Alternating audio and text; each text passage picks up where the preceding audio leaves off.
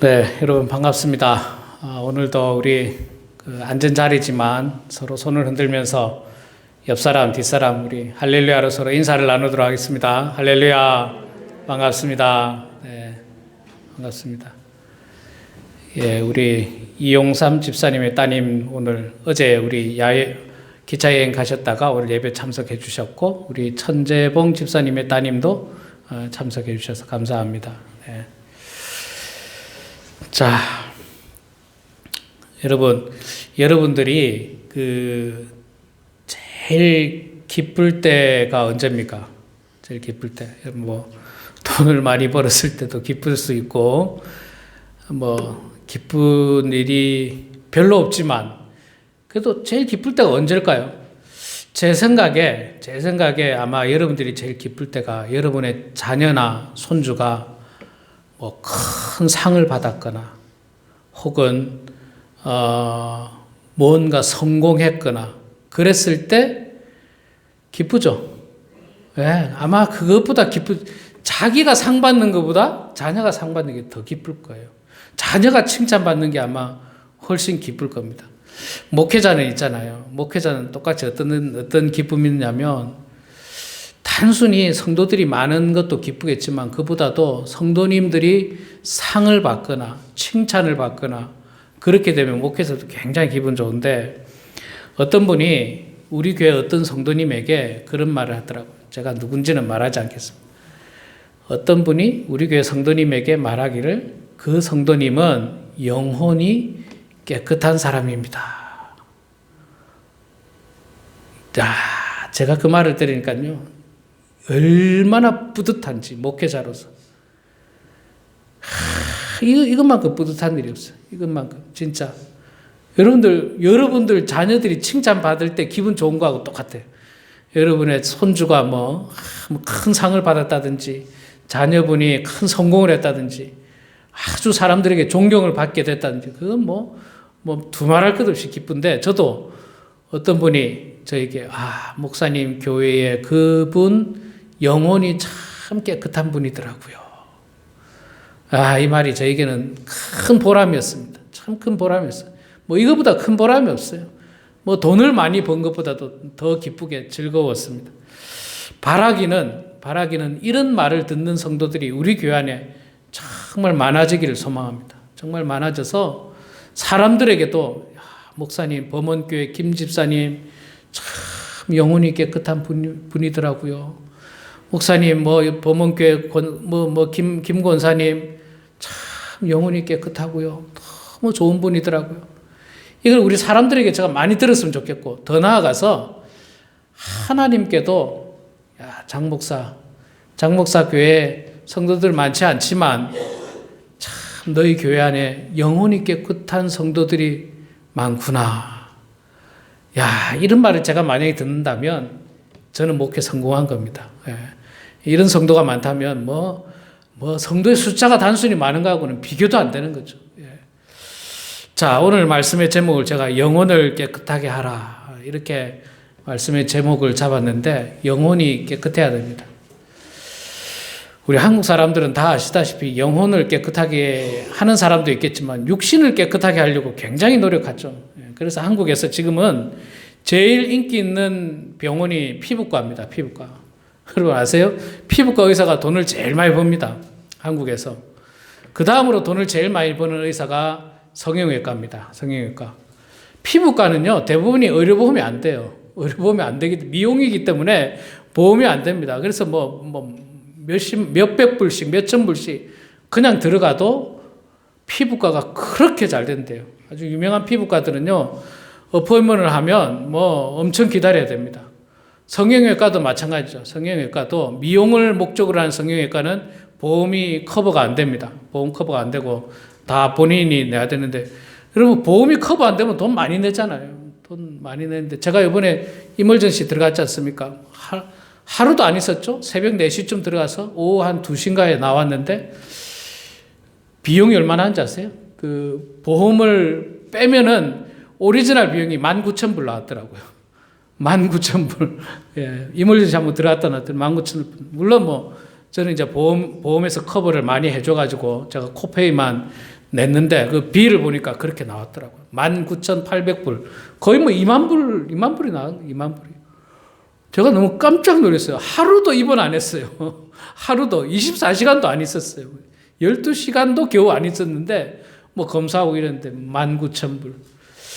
자, 이렇게 이 외모를 가꾸는데 한국에서는 굉장히 인기 많아요. 미국은 어떤지 제가 잘 모르겠습니다. 미국은 그래도 덜한 것 같아요, 한국보다. 한국 사람들은 남에게 보이는 것을 중요하게 생각합니다.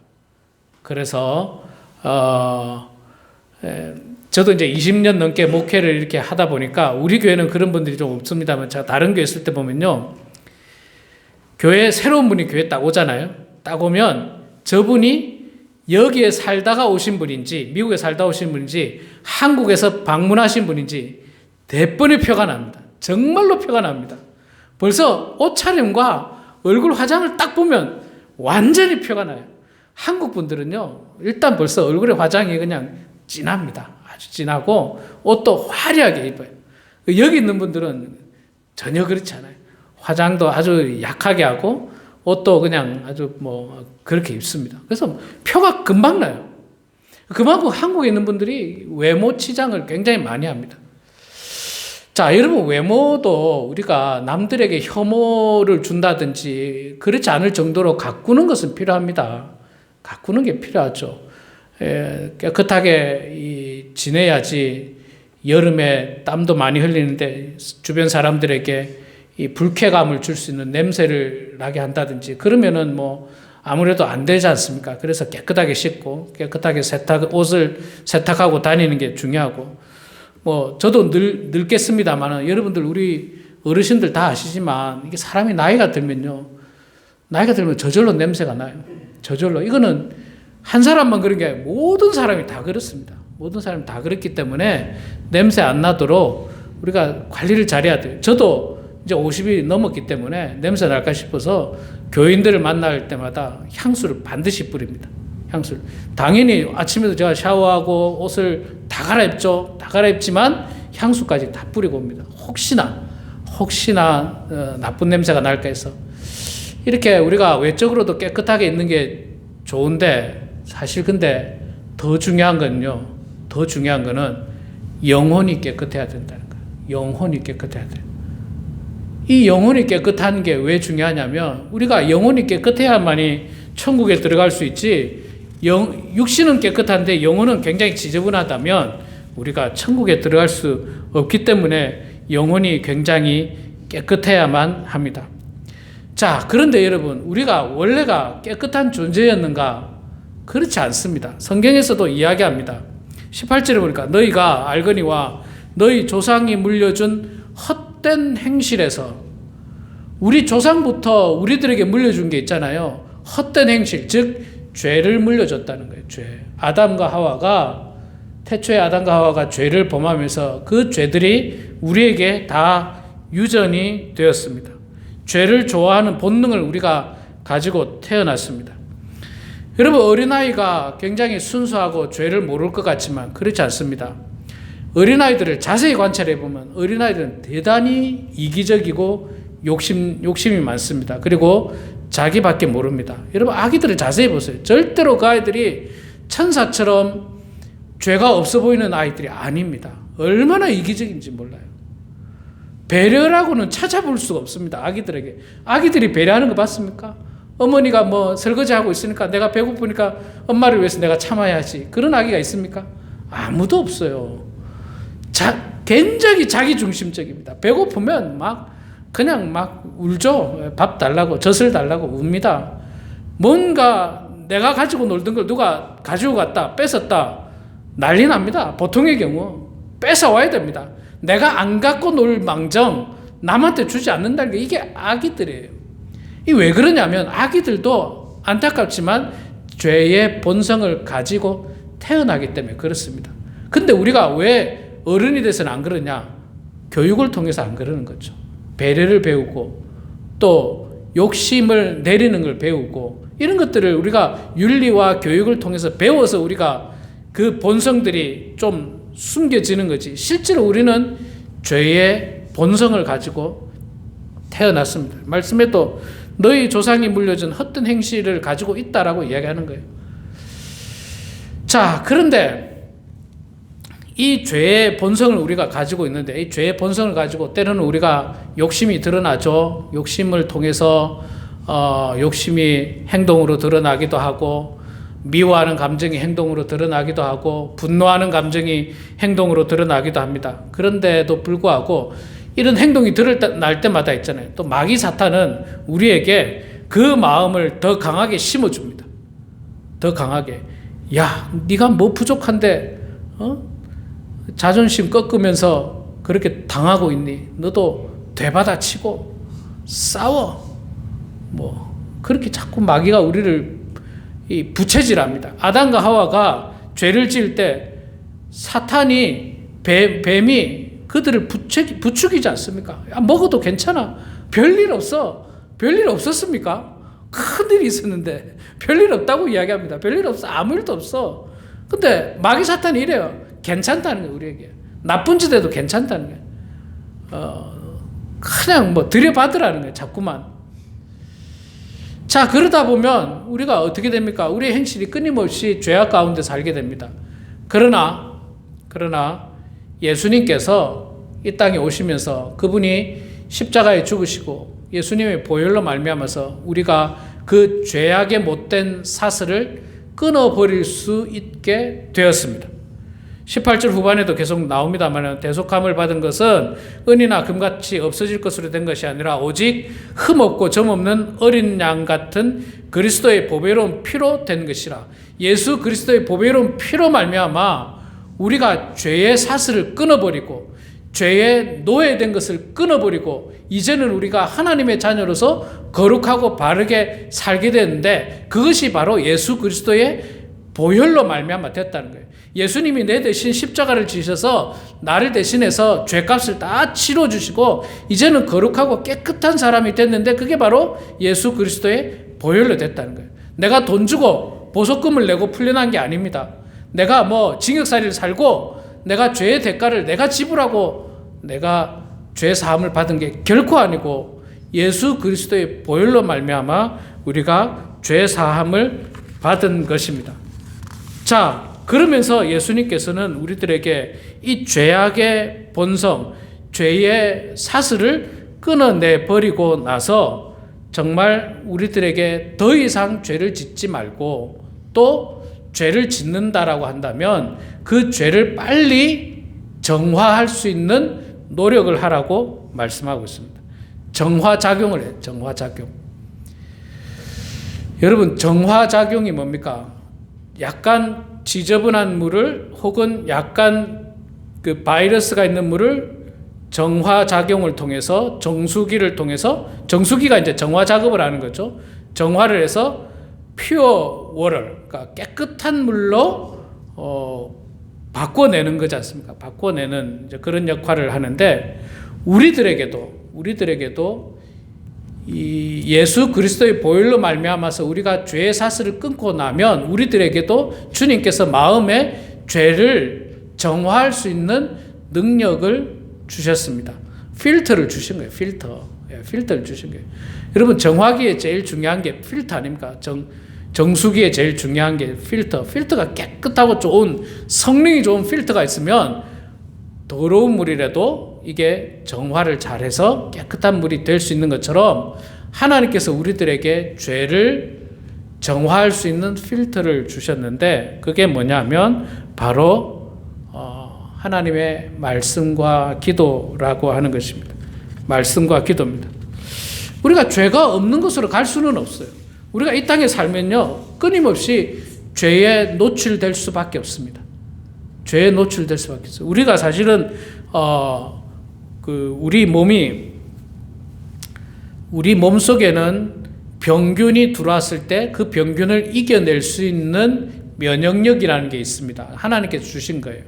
그 면역력이 잘 이렇게 작용하는 사람은 병균이 들어와도 그 병에 걸리지 않습니다. 예를 들어서 감기만 하더라도 감기 바이러스는 뭐 다 있습니다. 곳곳에 있는데 이 바이러스가 우리 몸에 들어와서 그것을 면역력이 이겨내는 사람이 있고, 몸이 약해가지고 면역력이 약해지면서 바이러스에 감염이 돼서 감기에 걸리는 사람도 있습니다. 똑같은 상황 가운데서도. 그래서 요즘은 면역력을 키우는 뭐 그런 어떤 약들도 많이 나오고 있는데, 마찬가지로 있잖아요. 하나님께서 우리들에게 죄도 우리에게 들어왔을 때 우리가 그걸 이겨낼 수 있는 면역력 혹은 정화작용의 능력을 주셨습니다. 그것이 굉장히 스트롱한 사람이 있어요. 그래서 죄를 지으면 그 죄를 빨리 그 문제를 해결하는 사람이 있는가 하면, 어떤 사람은 죄가 들어오면 그게 해결이 안 돼요. 그리고 내 마음속에 죄가 자리 잡아요.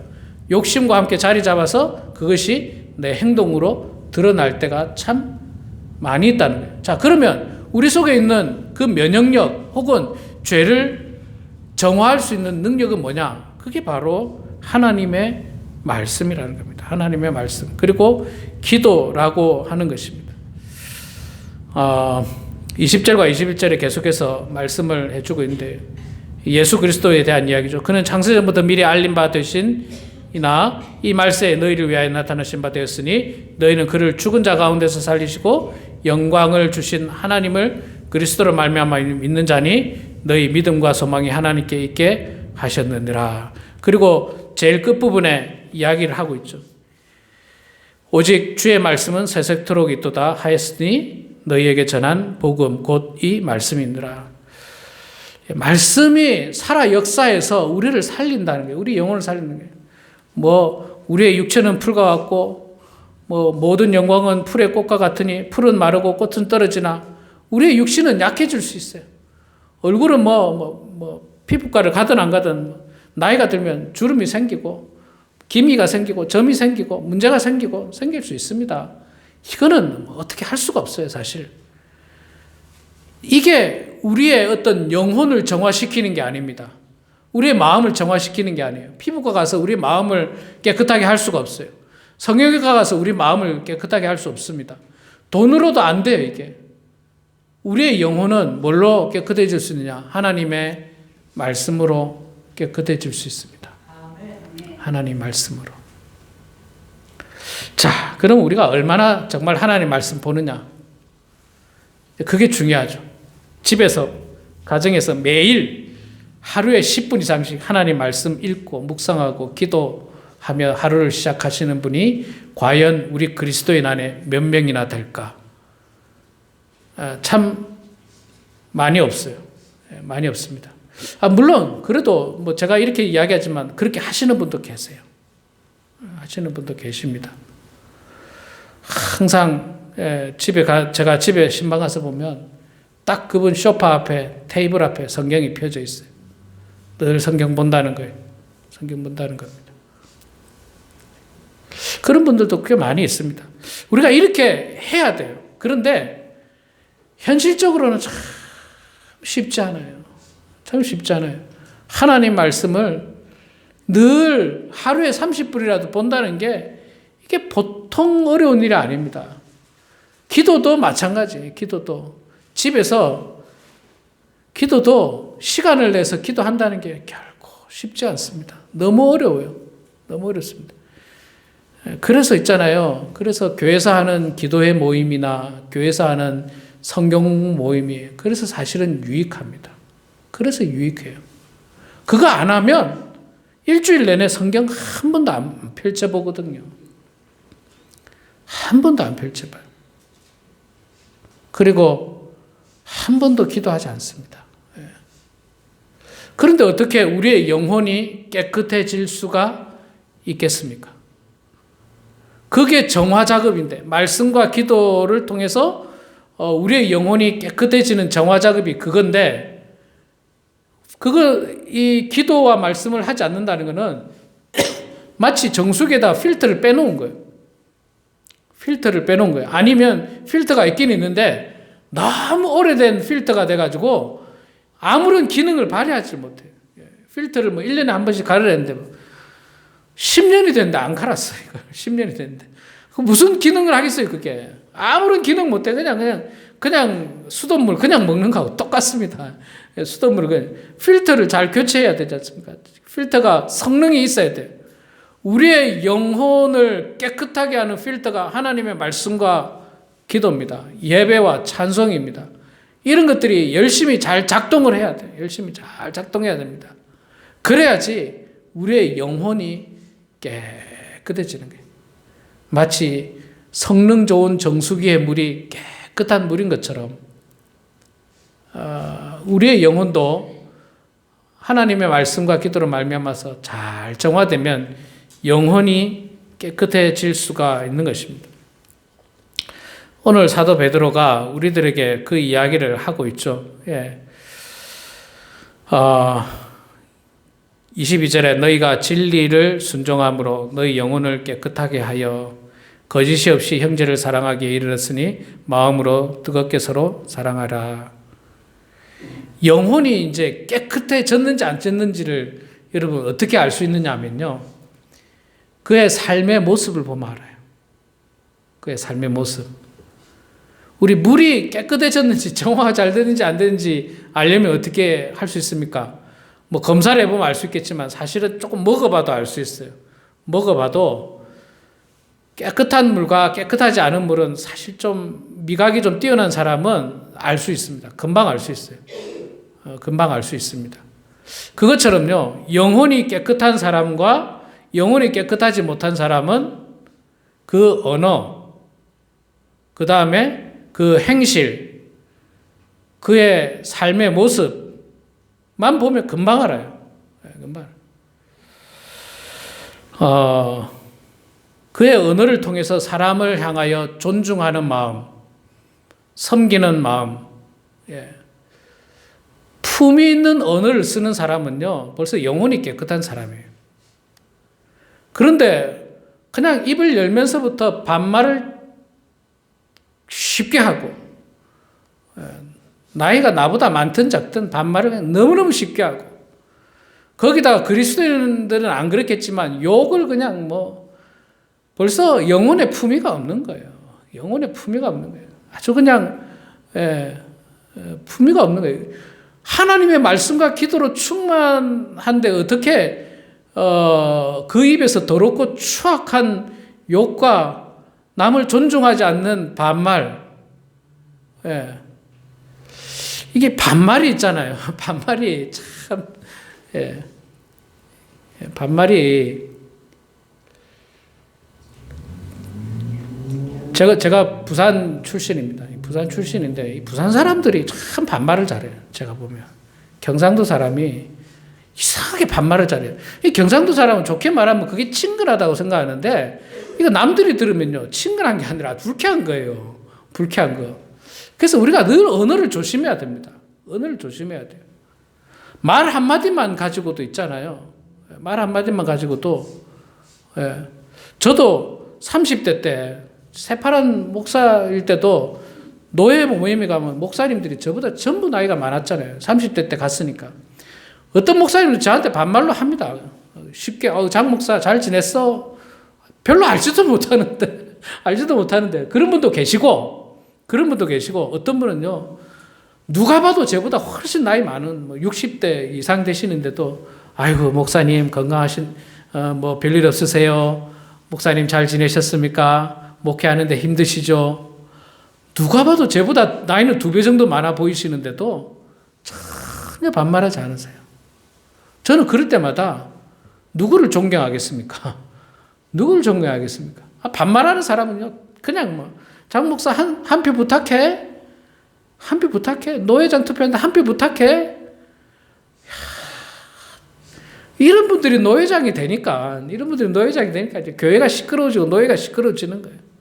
그러니까 우리가 품 있는 언어를 써야 됩니다. 그래서 영혼이 깨끗한 사람은요, 언어가 깨끗해요. 언어가 깨끗합니다. 존중해야 돼요. 존중하고 언어를 깨끗하게 해야 돼요. 절대로 반말하지. 여러분 가능하면 친분이 있어도 친분이 있으니까 반말하죠. 친분이 있으니까. 그리고 비공식적인 자리에서 가까운 분들하고 비공식 자리에서 이렇게 할 수 있다고 생각합니다.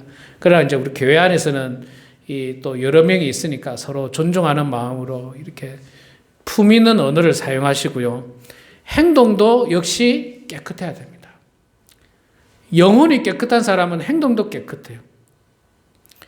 영혼이 깨끗한데 행동이 더러울 수가 없습니다.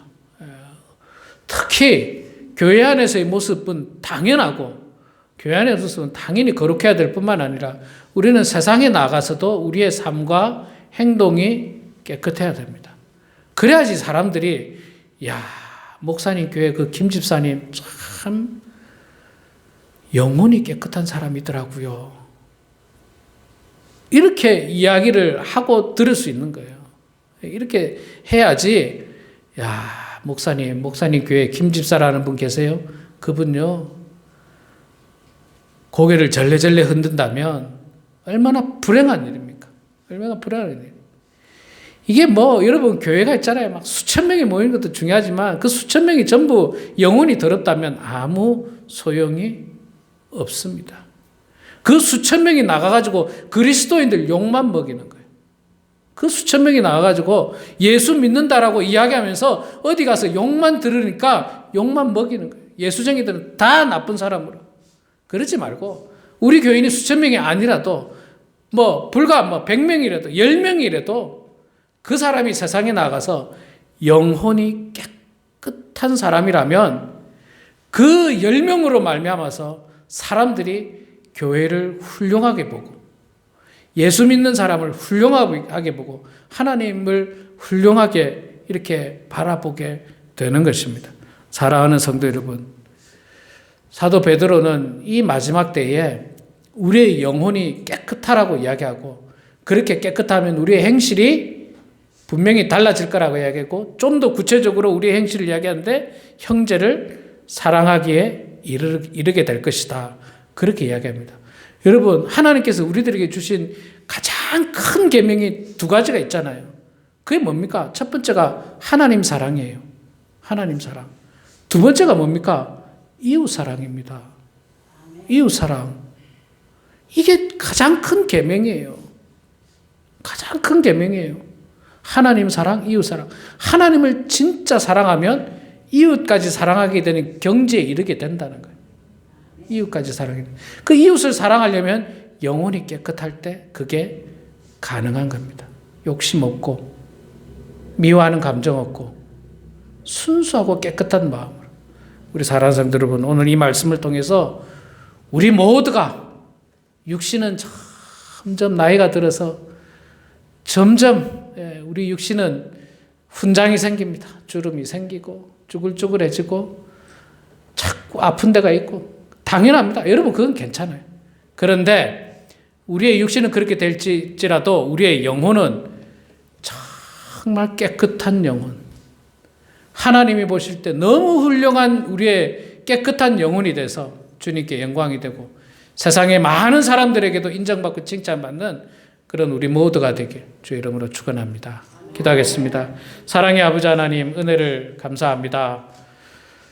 부족한 저희들 주님 사랑하여 주셔서 아버지 하나님의 은혜 가운데 오늘도 말씀 보게 하시니 감사합니다. 하나님, 이 말씀을 통해서 우리 속에 영혼을 깨끗하게 할 수 있는 그 기능이 죽지 않도록 도와주시고 그 기능이 말씀과 기도로 살아 역사할 수 있도록 도와주셔서 죄를 이기게 하시고 우리의 영혼이 더럽혀지지 않고 하나님이 기뻐하는 그 모습으로 깨끗한 영혼으로 늘 변화되고 거듭나고 성장해 나갈 수 있도록 축복하여 주시옵소서.